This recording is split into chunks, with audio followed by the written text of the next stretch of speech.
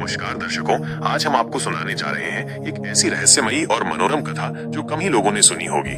यह कथा है बाल हनुमान जी के विवाह की कथा और मकर ध्वज की रहस्यमयी उत्पत्ति की। कहते हैं हनुमान जी बचपन में अत्यंत नटखट थे। वे आजन्म ब्रह्मचारी थे, लेकिन उनका बचपन तो शरारतों से भरा था। एक बार की बात है, वे अपने साथियों के साथ उत्तराखंड की यात्रा पर निकले।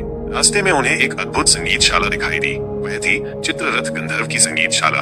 अब बाल हनुमान और उनके साथी कहाँ रुकने वाले थे। सब अंदर घुस गए और वहाँ रखे वाद्य यंत्रों को बजाने की बजाय तोड़ फोड़ कर इधर उधर फैला दिया। यह देखकर चित्ररथ गंधर्व क्रोधित हो गया। उसने हनुमान जी सहित सभी को बंदी बना लिया, लेकिन उसने एक शर्त रखी, यदि अपने साथियों को छुड़ाना है तो इन वाद्य यंत्रों को बजाकर दिखाओ। अब हनुमान जी को तो संगीत का कोई ज्ञान था नहीं। वे सीधा पहुंचे भगवान शिव के पास और विधिवत संगीत शास्त्र का ज्ञान प्राप्त किया। कुछ समय बाद जब हनुमान जी लौटे तो उन्होंने ऐसे दिव्य स्वर में वाद्य यंत्रों को बजाया कि स्वयं चित्ररथ भी मंत्रमुग्ध हो गया। प्रसन्न होकर उसने सभी को मुक्त किया, परंतु इसके साथ ही उसने अपनी पुत्री का विवाह हनुमान जी से करने की तैयारी कर ली। हनुमान जी तो राम भक्ति में लीन रहते थे, उन्हें तो भान ही नहीं था कि क्या हो रहा है। लेकिन जब विवाह की भावरियां डाली जाने लगी और तीसरी भावरी पर उन्हें चेत हुआ, उन्हें याद आया अपना आजन्म ब्रह्मचर्य का व्रत। और फिर क्या था, वे तुरंत वहाँ से आकाश मार्ग से उड़कर भाग निकले। चित्ररथ को ये मंजूर नहीं था। उसने अपनी कन्या को भी पीछे भेज दिया। कन्या ने हनुमान जी का पीछा किया और समुद्र तक जा पहुंची।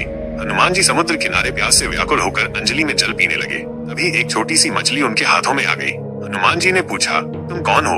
मछली बोली, मैं वही हूँ जिसे आप विवाह मंडप में छोड़कर चले आए थे। हनुमान जी ने चौंक कर पूछा, क्या चाहती हो? वो कन्या बोली, मैं आप जैसा पुत्र चाहती हूँ।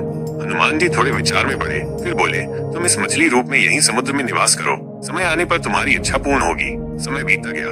जब श्री राम वनवास में थे, सीता जी का हरण हो चुका था और हनुमान जी लंका जाकर उसे जला चुके थे, तब शीतलता पाने हेतु वे समुद्र में कूदे। वहीं उनका पसीना उस मछली ने पी लिया और समय आने पर उसी से जन्म हुआ एक शक्तिशाली बालक मकर ध्वज।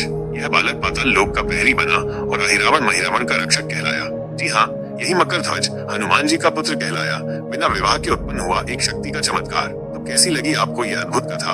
अगर ऐसी ही और रहस्यमयी, पौराणिक और प्रेरक कथाएं सुनना चाहते हैं तो हमारे चैनल शुभ मंत्र 108 को जरूर सब्सक्राइब करें और हाँ, इस कहानी को शेयर करना न भूलें।